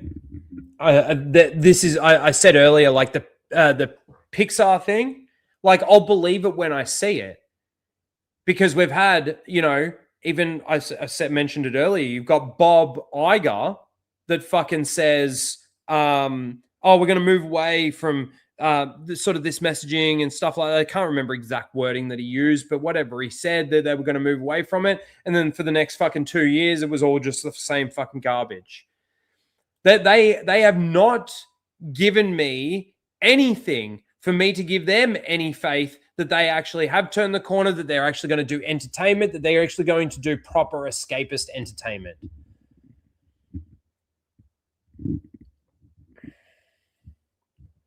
By the way, solid Lego collection, man. Thank you. It's not all of it. There is heaps of it downstairs. I actually sat down the other day and finally built this. I bought this when I was in America. I was with Jay. We went to the Lego store, Drunk 3PO. It was fucking awesome. The problem is, though, the Last Relic, is that the cats come in and they've sort of destroyed them. So the X-Wing, like here's one of the pieces here. Fucking, so there's a couple of things that I need to sort of rebuild because they've fucking destroyed it. But there's some stuff here that's still pretty good. Let me show you what I built. So I bought this in America when I was with Jay. It's literally just the Sarlacc pit. You can move the tentacles. Woo, let's play. And the jaws, that they don't automatically, you got to just open and close them. But there's the Sarlacc pit, and then you've got the speeder, which I just put all the minifigs on, right? So you got Han, he's got his cuffs on. You got Chewie, he's got his cuffs on. You got Luke, I've already got the saber in his hand. You got Lando, and then you got Boba Fett, and that slides out. So the platform slides out, and that sort of opens up as well, just to give you a bit more space. But yeah, and it's kind of weird because I've never had like a mini set like this, really, that has like normally the ship, maybe it's because of these pieces and they would just hit the ground if it didn't have that there. But like, for example, Like,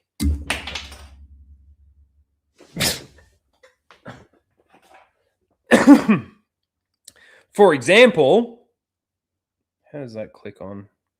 Oh, there.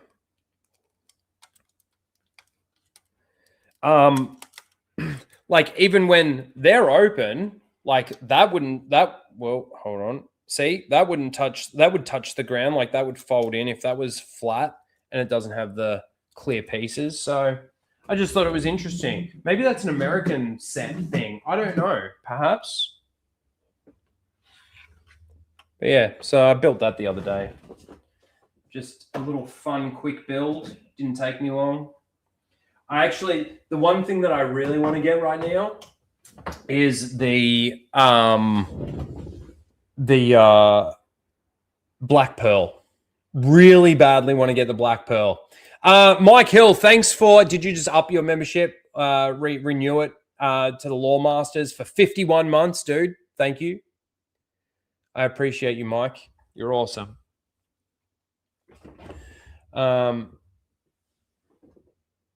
But yeah, like I got so much stuff downstairs.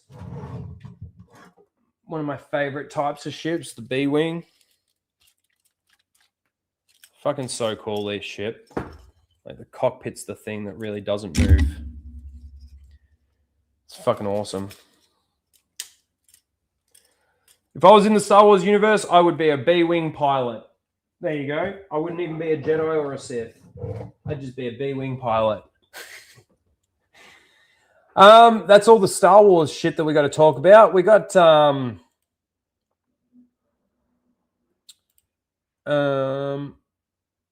we got a couple. We've only got 2 seals of the week this week, but at least it's something. Well, not last week, the week before, we only really had the one, so we didn't really do a vote.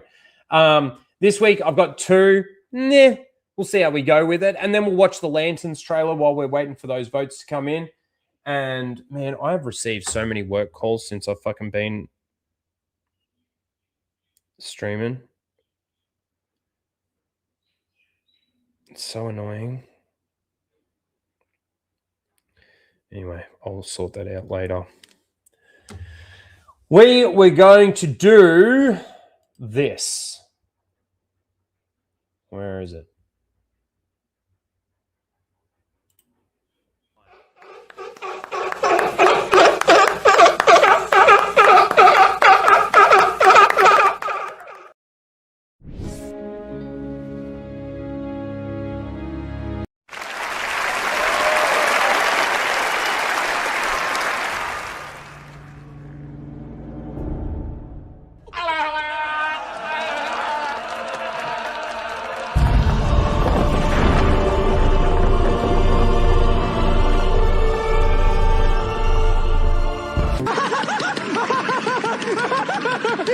I'm all the Jedi.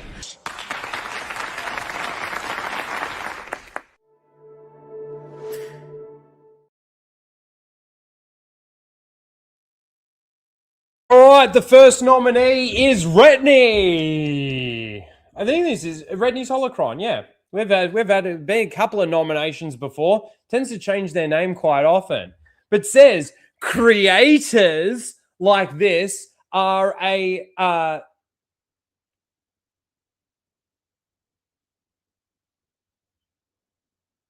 why am I fucking this so bad?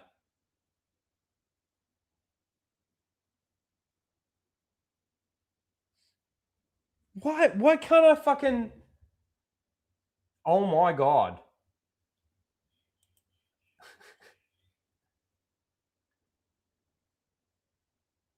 Disease. Oh my God. Oh my God. See, guys, to anyone that's new, I got really bad dyslexia. Really fucking bad. And you got no idea just what went on in my head then. Fucking stupid. Creators like this are a disease to pop culture. Because they thought that the trailer was bad and that this looks really bad and that it's not really fucking getting anywhere with any of the promotion that they're doing. Say it. Are you having a stroke? I do sometimes have a stroke. It's embarrassing, actually. Like that, I'm embarrassed by that. And then for nominee number 2, you have Jacob, J.I. Jacob. The Acolyte really was so much better than a lot of people online gave it credit for. No, it wasn't, Jacob. No, it wasn't. I'm sorry I fucked that up, but they're your 2 nominees. I've only got 2 for today. It's because I don't really search for them.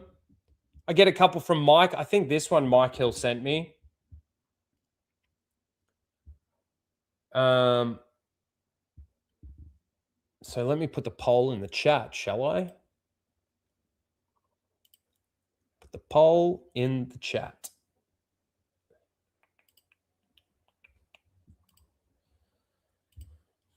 Seal of the week. Oh, I swear, when Maul comes out and when Mando and Grogu comes out, there's going to be a fair few seals out there for that time period. Jacob doesn't deserve any wins. All right, guys, the poll's in the chat. It's just the 2 today. I'm sorry, the last relic. I fucked that up so bad. Both are terrible. Nominee number 1. These people are a disease. I'm going to never forget that now. To pop culture, I just think they're real. I think the disease is the people that sit there and actually seal clap their way through this and say that this is the best Star Wars since the last Star Wars, and that this is the best Star Wars since the last Star Wars, and that this is the best Star Wars since that last Star Wars, and that this is the best Star Trek since Star Trek ever came out, and that this is the best Doctor Who, and that this is the best Lord of the Rings, and that this is the best fucking... No. You guys are the disease. You guys are the ones that are destroying fucking entertainment. You are the ones that are destroying pop culture. And then nominee number 2, J.I. Jacob, still fanboying and shilling for, God, the Acolyte.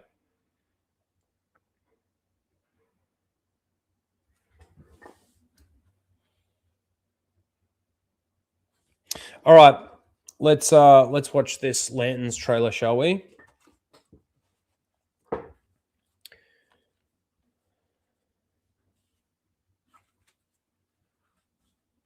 Just recruit 2 more brain cells and you'll be good. It's true.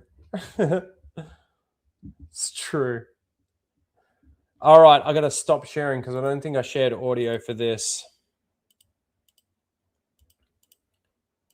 Share some audio.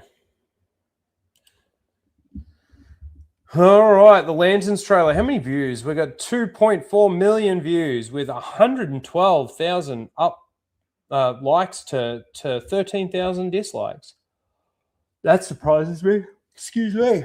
That surprises me actually quite a bit. Quite a bit. Let's just watch it. With all due respect, we've been training for what, 2 months?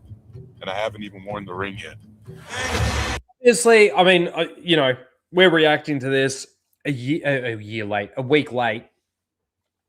And look, again, I am not a Lanterns person. I am not a massive DC person. But the one thing that I will say is that, you know, there are certain elements of these universes or these characters or whatever that most people actually have an understanding of. One of those things is that the ring chooses you. And when the ring chooses you, I believe that the ring goes on your finger. And then you get taken to the planet the way they train you as a lantern. Obviously, that hasn't happened. But you've had... Hang on, what did you say? You've had it for how long and you haven't even put it on yet? Training for what, 2 months? 2 months. And I haven't even worn the ring yet. So you've been training with Hal Jordan to be a lantern, but you haven't even put the ring on yet. So how are you training? What have you been doing? Running? Jumping?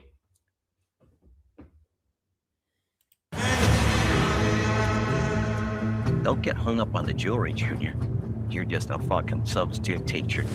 You're not ready to get up in front of the class until the ring says you are. All right.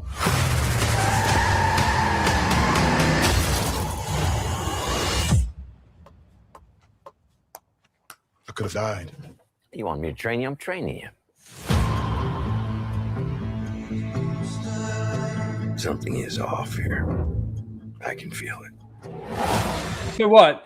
I just gotta ask a question here. He puts the ring on the dashboard of the car, jumps out of the car goes off the cliff, he survives. So did he put the ring on? Did the ring just automatically create a bubble around him to protect him? I don't get it. I don't care. I mean, I don't get it. He says, "Oh, don't think so much about the jury or whatever," and then he does that. Man, I don't know. I'm so lost with this, and like the more I actually, because I watched it with Steph, and the more I think about it, and the more like I've watched a couple of people reviewing it or reacting to it, I should say, the more my head sort of spins with this fucking show. Or with this trailer and what they're trying to show with this trailer. MAGA as a villain again? What's new?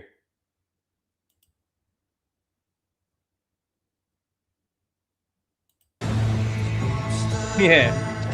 This is Wow. my town. So edgy from Edge Lord James Gunn. You got this fucking bitch. Like, I'm sorry. It's so stupid. You're a big shot. Noted. But stay the fuck out of my way. Think she hates your guts. It's the way she hates him. This is a stupid plan. Not that stupid. That I don't doubt. The Green Lanterns. There's been a lot of talk about the suit, obviously. Because the ring, as far as I know, especially being very much a normie, the ring creates the suit. Now, I have heard along the grapevine that early days of Green Lanterns or something within the comics, there used to be a suit. Or there was a run or something. I don't know the details. I don't know exactly. I've just heard that is the case, that there has been at least a run done where there was a suit or something like that. But if you are going to do a suit like this, at least make it green. Don't make it look so dull and so dark. Did people say there were multiple suits? That I don't doubt. Oh, so yeah, there's a suit inside that little suit bag. The Green Lantern's oath is to protect people. And we both know I do a better job of this than you. Because he's black. It's because he's black straight male instead of a white straight male. That's how he does it better.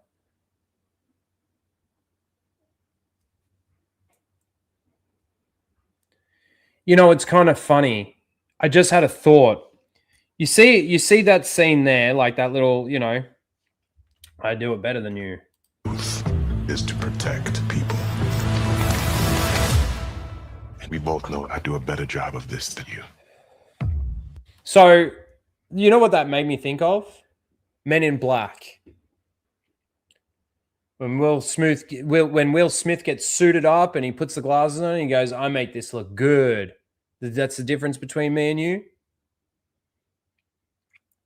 Made me think of that, but it's also the way that it's delivered. He does this better than you, whereas Will Smith was just saying, "I look really fucking sharp. I look good. I make this look good." I don't know. Just brought me back to that thought. And in that thought, I thought they are very different in the way that the portrayal of that was done. This is my job. As long as I'm alive, that ain't changing. So take a deep breath, Junior. You're old. You're tired.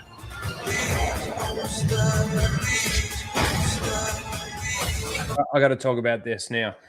So this flying thing. Now, I have heard a few people say that in James Gunn's universe, like Guy Gardner doesn't have the green glow or whatever it is around him. It still just looks really stupid to me. Like the first thing that I thought when I watched it on Steph's stream was that he looks like he's doing the Naruto run, you know, except flying motion.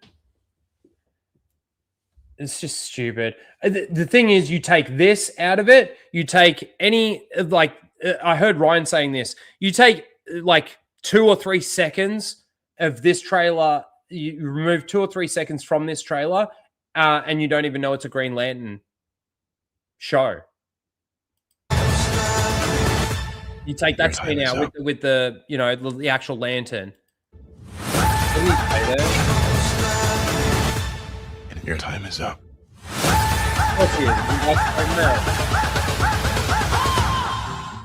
I don't understand. Who are you exactly? Hal Jordan, Green Lantern.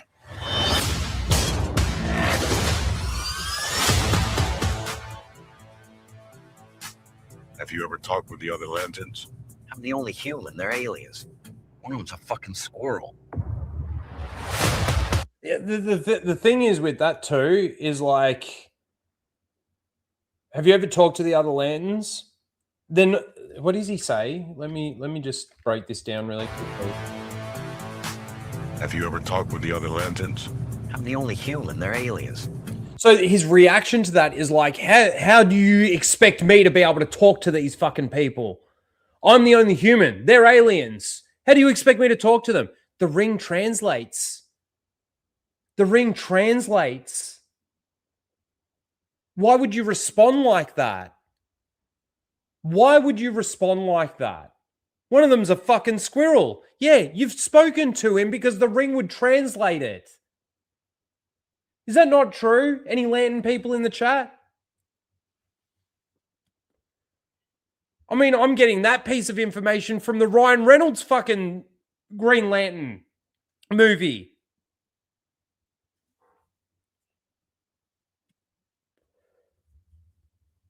The way he reacts to that question is like, what a stupid fucking question. Of course I haven't spoken to them. They're all fucking aliens. Why is that the response? Have you ever talked with the other lanterns? I'm the only human. They're aliens. One of them's a fucking squirrel. So no, the answer's fucking no. I haven't spoken to any of them. That's what I get from the way he reacts to that.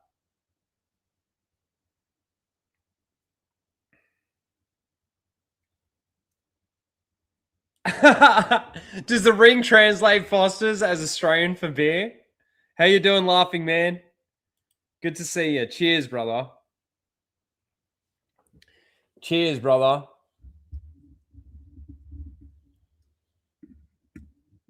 One day I'll make it. Is it you that does the... One day I'll make it to your 500 club, I hope.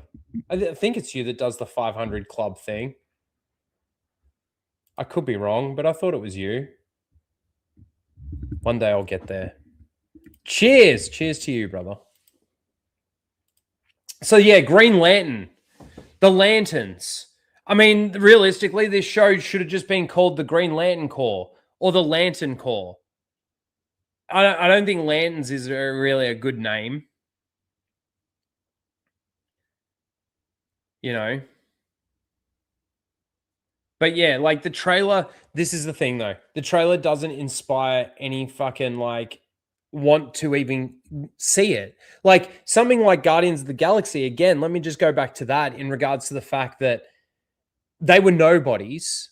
You had a trailer come out. Now, yes, there was a build-up of MCU movies leading into this, which, of course, the people that were tracking that, and there was more and more people jumping on that bandwagon, would go and see it. But it was received really well because they did really well with it. This doesn't seem the same. It certainly doesn't seem anywhere close to the same. Jeremy the Cyborg.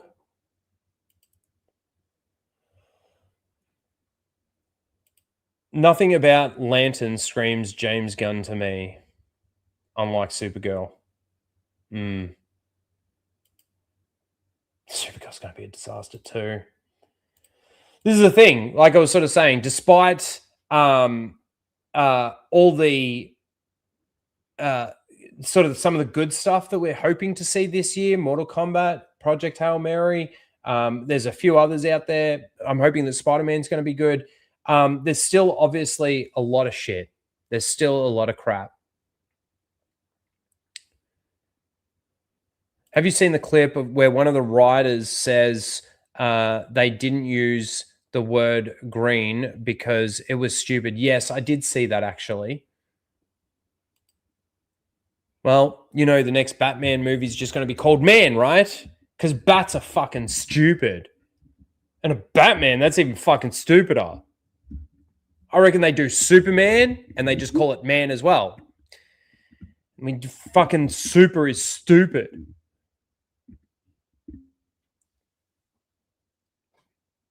It's so dumb. It's so dumb.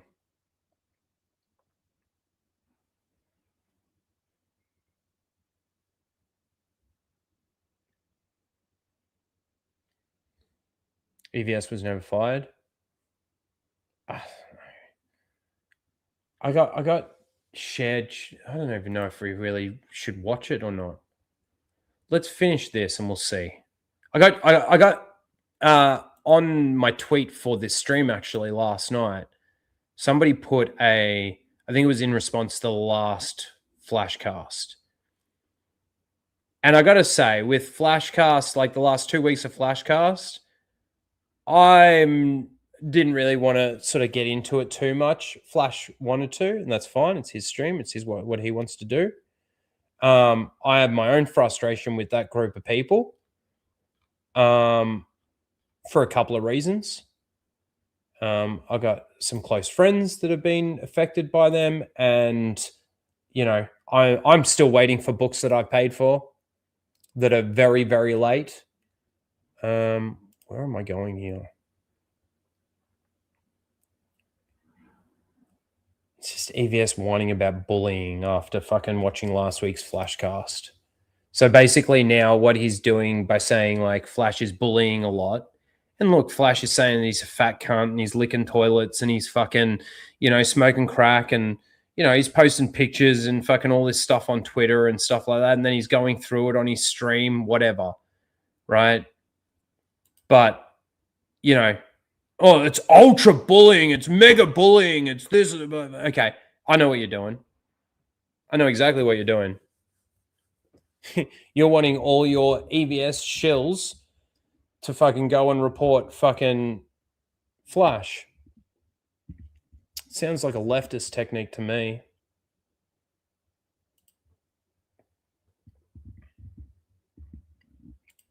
Anyway, we're not gonna watch it. We are going to finish Seal of the Week. We're gonna finish Seal of the Week, and then we're gonna raid Anna because she's now streaming. And that's the other thing too, with daylight savings ticking over. I didn't speak about this earlier. With daylight savings ticking over, I always tried to start 2 hours before Anna started. Now it's only an hour, and then when our daylight savings ticks over, we're gonna be starting at the same time. I can't have that. I want to stream over Anna. It's like one of my best friends on the internet. All right. Oh, hang on. Let me go to the poll. How many votes did we get? Hey, we got 18. That's not bad. Can we get 2 more? Hey, lurkers, shout out to the lurkers in the chat. And shout out to the rewatchers. I know, Lara, I don't know if you're back in town watching, but how you doing? I hope you're doing well. Can we get 2 more? So number 1 is Retney saying fucking creators like this are a disease to pop culture. See, I got it that time. I got it that time, Last Relic. And then nominee number 2 is J.I. Acob saying the Acolyte really was so much better than a lot of people online gave it credit for. Can we get 2 more? 2 more votes. I mean, I don't think it's going to make much of a difference because there's, even if the 2 votes go to the person that's losing right now, I don't think it would would correct it. So I don't think it matters too much. Thank you, everybody that did vote, though. I appreciate you.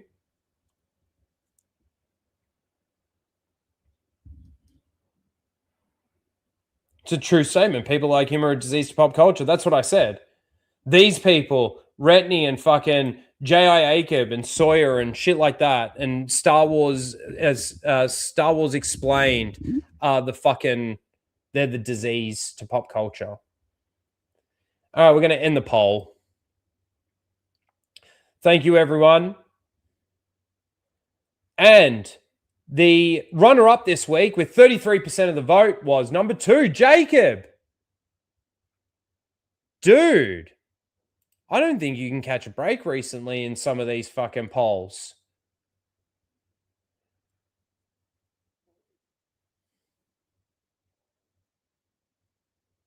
No, Gary and his bitch mates. Okay. You can think that if you really think that. And the winner of this week's Seal of the Week with 67% of the vote was definitely Retney's Holocron. Creators like this are a disease to pop culture. I disagree. Obviously, Blake agrees. Yep. There you go. Congratulations, Retney. You are this week's Seal of the Week.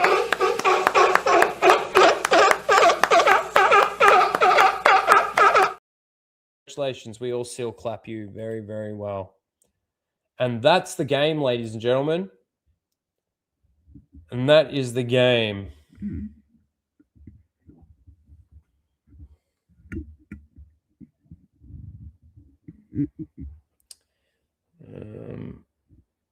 There we go.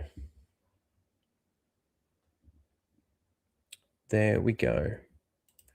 Now we're going to raid Anna. I got to bring it up though. Hold on one second. Hope you all have a good rest of your day. God bless you all. Thank you all for being here. Thanks for hanging out. Thanks to the lurkers. Thanks to the rewatchers. Smash the like button. If you're not subscribed, please do subscribe. I'd appreciate it. I know I haven't been putting out a lot of content, but when we get some of these things coming out, we're going to start doing some reviews again. I'm also going to I'm still working on this other video, but I need to sort of start just putting some just general content out. So I need to start bringing that back around. I need to try and work out something for this stream. I do think I possibly need to move the stream. So, you know, follow me on Twitter. I'll probably put a community post out as well here on the channel so that you all know what's happening with Casual Rage moving forward. Next week, it might just be still normal. And then on the weekend, you can obviously catch me over on Flashcast, where we have a lot of fun and we're drinking. We're back to normal programming. So no bullying this week. Or there might be a little bit, I don't know. And what else? Oh, and then next week, because MegaCon's on, I'll be hosting Flashcast, which should be fun. I hope we still get a good amount of people come over and hang out. Still got to see who can make it because Steph, I would assume that Steph's going to MegaCon, but I'm not 100% certain. I'd need to speak to her and see if she can make it. I'd like to see if I can get Verbal on at least that week. Make sure we got a couple of people for that week's Flashcast. But I'll be hosting that week. But other than that, thanks everyone again for hanging out. Go and say hello to Anna for me. Give her a raid. And yeah, we'll see you next week for another Casual Rage where we go through. I'll probably be talking about One Piece next week because I do need to sit down and watch that. I can't wait for Invincible, man. I really can't wait for Invincible. Yeah, that'd go down well, wouldn't it? That'd go down real well. But that's it, ladies and gentlemen. We will see you next week for another Casual Rage. Oh, what am I going to play? All right. All right, I got it. We'll see you later. We'll do this one actually because we haven't played it in a little while. Bye, everybody. Oh, Mozza, read that. Mozza, don't let the American bitch. Did you just fart? Yes, I did. Tell you what to do. I think it's bedtime, Mozza. Question mark. I think it's bedtime for Mozza. That's the type of videos that we watch on fucking Happy Hump Day. I gotta pee. Oh my god. They came bounding over. Fuck off! Disney! You fucking cunt! A few minutes? Are you kidding? At the rate they're gaining? No, what is it? You have to shoot this. Traveling through hyperspace is like Dustin Crop's kid. Without precise calculations, we fly too close to a store, or bounce into a supermarket, and then yeah, be a hell of a mess. What's that? Watch. You're losing the deflector shields. Go strap yourselves in. Be careful on the way out. Yeah, sure. I'm taking it very cautiously. You go away. We bounced too near a supermarket?